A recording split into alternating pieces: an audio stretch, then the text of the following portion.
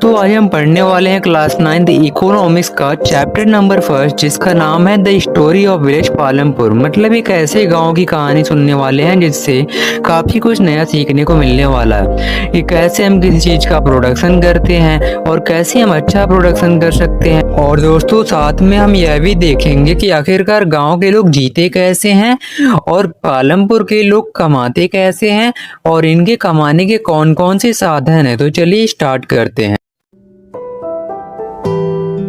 तो दोस्तों यह कहानी एक ऐसे गांव की है जिसका नाम है पालमपुर। पालमपुर गांव में ज्यादातर लोग एक ही काम करते हैं और वो है फार्मिंग। और कुछ लोग ऐसे भी हैं जो कि फार्मिंग के अलावा अदर वर्क भी करते हैं जैसे कि मैन्युफैक्चरिंग, डेयरी, ट्रांसपोर्ट और भी बहुत सारी चीजें। और जब दोस्तों हम पालमपुर से 3 किलोमीटर दूर जाते हैं ना तो एक हमें बड़ा सा गांव मिलता है जिसका नाम है रायगंज। और रायगंज के थोड़ी से ही पास में एक कस्बा है जिसका नाम है शाहपुर। और इस पर कई सारे साधन चलते हैं जैसे कि मोटरसाइकिल, जीप, ट्रैक्टर, ट्रक और बुलॉक कार्ट और टांगल, जिस पर गांव के लोग बहुत सारे सामान लादकर एक गांव से दूसरे गांव व्यापार के लिए जाते हैं। तो दोस्तों पालमपुर गांव बहुत ज़्यादा बड़ा तो नहीं है, फिर भी यहाँ पर अलग अलग जाति के लगभग 450 फैमिलीज रहती है। इनमें से 80 फैमिलीज तो ऐसी हैं जो कि अपर कास्ट से बिलोंग करती हैं, जिनके मकान काफ़ी बड़े बड़े और ईंट और सीमेंट से बने हुए होते हैं। और दूसरी ओर जो पालमपुर के 1/3 पॉपुलेशन है वो लोअर कास्ट से बिलोंग करते हैं। इनके घर मिट्टी के बने हुए और घास फूस से बने हुए होते हैं। दोस्तों ऐसा नहीं है कि पालमपुर गांव में कोई सुविधा मौजूद नहीं है, बल्कि कई सारी सुविधाएं मौजूद हैं जैसे कि इलेक्ट्रिसिटी, और यहाँ पर ट्यूबवेल्स भी लगे हुए हैं। और पालमपुर के लोग बहुत सारे कामों में इलेक्ट्रिसिटी का यूज करते हैं जैसे कि सिंचाई वगैरह करने के लिए। और पालमपुर गांव में एजुकेशन के लिए 2 प्राइमरी स्कूल और एक हाई सेकेंडरी स्कूल भी बनवाया गया है। और साथ ही में दोस्तों यहाँ पर एक गवर्नमेंट हॉस्पिटल भी है जहाँ पर लोगों का इलाज किया जाता है जो कि गवर्नमेंट के द्वारा संचालित होती है। और साथ ही में यहाँ पर एक प्राइवेट डिस्पेंसरी भी है। तो दोस्तों पालमपुर गांव को फुल्ली डेवलप तो नहीं कह सकते, फिर भी हम इसको फेयरली वेल डेवलप तो कह ही सकते हैं, क्योंकि यहाँ पर लगभग सारी सुख सुविधाएं मौजूद हैं जैसे कि इस गांव में रोड, ट्रांसपोर्ट से लेकर स्कूल, हॉस्पिटल, इलेक्ट्रिसिटी और भी बहुत सारी सुविधाएं मौजूद हैं। तो दोस्तों अगर हम पालमपुर गांव की और भी सारे गांवों से अगर कंपेयर करें तो हमें क्या मिलता है, हम ये देखते हैं कि यहाँ पर वो सारी सुख सुविधाएं मौजूद हैं जो कि पास के गांव में या फिर दूसरे गांव में मौजूद हैं। तो हमारे चैप्टर का पहला टॉपिक है ऑर्गेनाइजेशन ऑफ प्रोडक्शन। इस टॉपिक को समझने से पहले ये समझना होगा कि आखिरकार प्रोडक्शन होता क्या है। तो दोस्तों प्रोडक्शन हम उन चीज़ों को बनाने के लिए करते हैं जिन चीज़ों की हमें ज़रूरत होती है। अब दोस्तों ऐसा तो नहीं है कि प्रोडक्शन अपने आप हो जाता, नहीं ना, बल्कि हमें किसी भी चीज की प्रोडक्शन के लिए 4 चीजों की आवश्यकता होती है जैसे कि फर्स्ट रिक्वायरमेंट इज लैंड। अब आप बताओ क्या लैंड के बिना प्रोडक्शन पॉसिबल है? नहीं ना। जैसे कि अगर आप फैक्ट्री देख लो, फैक्ट्रीज कहाँ भी बनी होती हैं? लैंड पर। क्या बिना लैंड के फैक्ट्री बना पाना पॉसिबल है? नहीं ना। जैसे कि आप मान लो क्या बिना जमीन के हम फसल उगा सकते हैं? नहीं ना, क्योंकि किसी भी चीज को उगाने के लिए भाई जमीन की तो जरूरत पड़ेगी ही ना हम। तो दोस्तों किसी भी चीज की प्रोडक्शन के लिए हमें जो फर्स्ट रिक्वायरमेंट होती है वो होती है लैंड और उसके साथ में नेचुरल रिसोर्सेज। तो लैंड और उसके साथ में नेचुरल रिसोर्सेज हमारे फर्स्ट रिक्वायरमेंट ऑफ प्रोडक्शन हो जाते हैं। सेकेंड फैक्टर ऑफ प्रोडक्शन है लेबर। लेबर के बिना तो हम कुछ कर ही नहीं सकते। जैसे कि मान लो किसी फैक्ट्री में मशीन को रन कराना हो तो हमें लेबर की तो जरूरत पड़ेगी, ये ऑटोमेटिक तो चलेगा नहीं। तो सेकेंड फैक्टर प्रोडक्शन जो लेबर होता है उनकी जरूरत हमें फसल को उगाने से लेकर के फसल को काटने तक जरूरत पड़ती है। अब जैसे जिनके पास बहुत ज़्यादा खेत हैं, बहुत ज़्यादा फसल हैं, तो वो 2-4 लोग तो कर नहीं पाएंगे। अब थर्ड फैक्टर ऑफ प्रोडक्शन देखेंगे, ये होता है फिजिकल कैपिटल। ये 2 प्रकार के होते हैं, पहला फिक्स्ड कैपिटल, दूसरा वर्किंग कैपिटल। तो फिक्स्ड कैपिटल क्या होता है ध्यान से देखिएगा, जैसे कि मशीन्स, टूल्स, जनरेटर, कंप्यूटर, ये सब क्या है? ये सब फिक्स्ड कैपिटल के अंदर आते हैं। अगर हम एग्जाम्पल की बात करें तो आप मान लो कोई मकान बना है, बिल्डिंग बना है, तो उसे क्या बार बार बनाना पड़ेगा? नहीं ना। तो ये सब क्या है? फिक्स्ड कैपिटल होते हैं। सेकेंड है वर्किंग कैपिटल। अब वर्किंग कैपिटल क्या होता है? जैसे कि रॉ मटेरियल और साथ में मनी। अब आप ही बताओ, क्या सीड्स के बिना खेती हो पाएगी? नहीं ना। तो और सीड्स को लेने के लिए हमें मनी की जरूरत पड़ेगी। तो वर्किंग कैपिटल क्या होता है? रॉ मटेरियल और मनी। अब जो हमारी लास्ट रिक्वायरमेंट होती है वो होती है ह्यूमन कैपिटल। ये क्या होता है? अच्छा, आपने कभी सोचा हो कि अगर आपको मान लो कोई बिजनेस करना है, प्रोडक्शन करना है, तो क्या वो अपने आप हो जाएगा? नहीं, बल्कि कोई ना कोई तो चाहिए बिजनेस को मैनेज करने के लिए, पैसा इन्वेस्ट करने के लिए। तो दोस्तों, आगे चैप्टर की मोस्ट इंटरेस्टिंग टॉपिक है फार्मिंग इन पालमपुर, जहां पर 75% लोग ऐसे हैं जो कि टोटली फार्मिंग पर ही डिपेंडेंट है। अब दोस्तों, पालमपुर में दिक्कत ये आती है कि यहाँ की जो पॉपुलेशन है ना, वो कंटिन्यूअसली बढ़ती ही जा रही है। तो प्रॉब्लम क्या है कि पालमपुर की कल्टीवेटेड जमीन वो तो फिक्स्ड है। सिंपल शब्दों में समझे, डिमांड ज्यादा है और सप्लाई कम है, क्योंकि लैंड तो उतनी है लेकिन कंज्यूम करने वाले लोग ज्यादा। तो दूसरा, इसके लिए हम क्या कर सकते हैं? पहला तरीका ये है कि लैंड को बढ़ा सकते हैं, क्योंकि जितनी ज्यादा जमीन होगी उतनी ज्यादा फसल की प्रोडक्शन होगी। पर इसमें समस्या ये थी कि लैंड को केवल एक ही तरीके से बढ़ाया जा सकता है, और वह तरीका है दोस्तों, बंजर जमीन को कल्टीवेटेड लैंड में बदल दिया जाए, क्योंकि जितनी ज्यादा जमीन होगी उतनी ज्यादा प्रोडक्शन होगी। लेकिन समस्या ये थी दोस्तों कि पालमपुर की जो लैंड थी ना, वो 1960 के ग्रीन रिवॉल्यूशन के दौरान ऑलरेडी बढ़ा दी गई, जिसकी अब बढ़ने की बिल्कुल भी गुंजाइश नहीं थी। तो पालमपुर के जो लोग हैं ना, वो दूसरे तरीके का इस्तेमाल करते हैं, और वो तरीका ये है कि पालमपुर के लोग एक ही साल में बहुत सारी फसल उगाते हैं। जैसे रेनी सीजन में ज्वार बाजरा, अक्टूबर दिसंबर में पोटैटो, विंटर सीजन में व्हीट। और इस तरह से पालमपुर के जो लोग हैं ना, वो एक साल में कम जमीन के अंदर ज्यादा प्रोडक्शन कर लेते हैं। और इस तरह से दोस्तों, एक साल में यदि एक से ज्यादा फसल उगाए जाए तो उसे हम क्या बोलते हैं? Multiple cropping. और इसमें पालमपुर के लोगों को ज्यादा प्रॉब्लम फेस नहीं करनी पड़ती थी।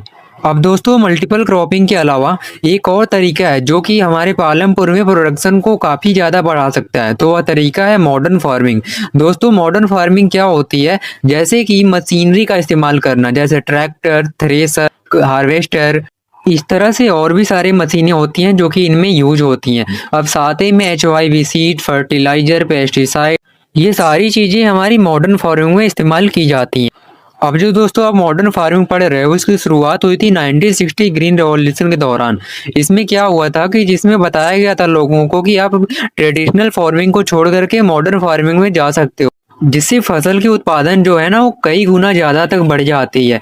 अब दोस्तों, मॉडर्न फार्मिंग जो है इंडिया में सबसे पहले 3 जगह पे लागू हुआ था, जो कि ये है पंजाब, हरियाणा, वेस्टर्न उत्तर प्रदेश। तो दोस्तों, इससे फायदा क्या हुआ कि 1960 के बाद की जो फसल थी ना, वो पहले के कंपैरिजन में 2.5 गुना ज्यादा बढ़ गई।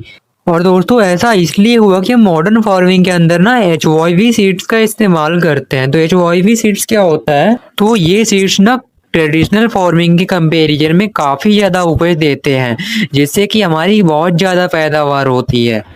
जैसे कि आप खुद ही देखो, जब पालमपुर के लोग ना नॉर्मल सीड्स का इस्तेमाल करते थे तो उपज जो होती थी 1300 केजी पर हेक्टेयर, और जब पालमपुर के लोग HYV सीड्स का इस्तेमाल करने लगे तो उपज होने लगी 3200 केजी पर हेक्टेयर। तो दोस्तों, आप देख ही सकते हो कितना ज्यादा अंतर है इसमें। मतलब कि हमने देखा मॉडर्न फार्मिंग का यूज करके हम कितना ज्यादा उपज में वृद्धि कर सकते हैं। अब दोस्तों, हम देखने वाले हैं कि पालमपुर गांव की जो लैंड है वो वहां के लोगों में किस तरह से डिस्ट्रीब्यूटेड है। How is land distributed between the farmers of Palampur. दोस्तों, पालमपुर गांव में बहुत सारे लोग ऐसे हैं जिनके पास बिल्कुल भी जमीन नहीं है। जैसे कि इस गांव में 150 फैमिली ऐसी है जिनके पास बिल्कुल भी जमीन नहीं है, और 240 फैमिली ऐसी है जिनके पास 2 हेक्टेयर से कम लैंड है। और लास्ट में दोस्तों, केवल 60 फैमिली ही ऐसी है जिनके पास 2 हेक्टेयर से ज्यादा जमीन है। तो आप देख सकते हो यहाँ पे कम लोगों के पास ज्यादा जमीन और ज्यादा लोगों के पास बिल्कुल भी जमीन नहीं है। नेक्स्ट है लेबर। तो दोस्तों, हमें खेती करने के लिए कई सारे लेबर्स की जरूरत पड़ती है। तो दोस्तों, जो लेबर्स होते हैं उनकी जरूरत ज्यादातर उन्हीं लोगों को पड़ती है जिनके पास ज्यादा जमीन होती है, और जिनके पास कम जमीन होती है वो अपने फैमिली के साथ मिलकर के खुद ही सारा काम कर लेते हैं।